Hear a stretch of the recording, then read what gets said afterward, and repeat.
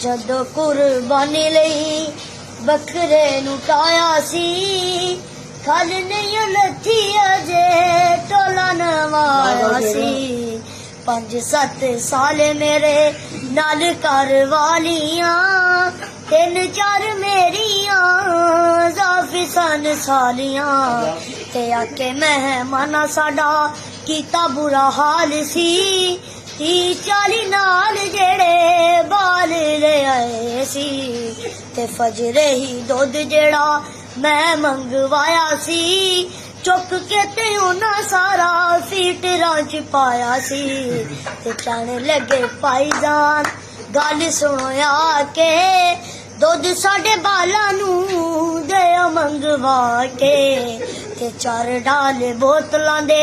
ਹੱਟੀ ਤੋਂ ਮਗਾਏ ਸੀ ਹਜੇ ਵੀ ਪਰੋਣਿਆਂ ਨੂੰ ਪੂਰੇ ਨਹੀਂ ਆਏ ਸੀ ਤੇ ਬੱਕਰੇ ਦਾ ਪੂਰਾ ਅਸੀਂ ਬੱਕਰਾ ਪਕਾ ਲਿਆ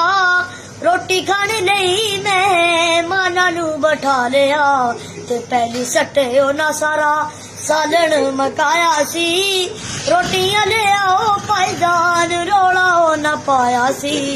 ਤੇ ਉਹਨਾਂ ਮੇਰੀ ਸਦਕੇ ਆਖਿਆ ਜਨਾਨੀ ਨੂੰ ਇਹ ਵੀ ਕੋਈ ਬੱਕਰਾ ਏ ਰੋਵ ਕੁਰਬਾਨੀ ਨੂੰ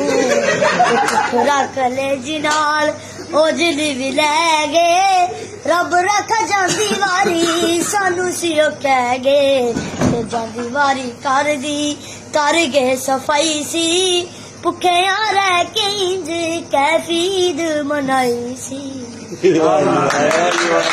ਵਾਹ ਵਾਹ ਵਾਹ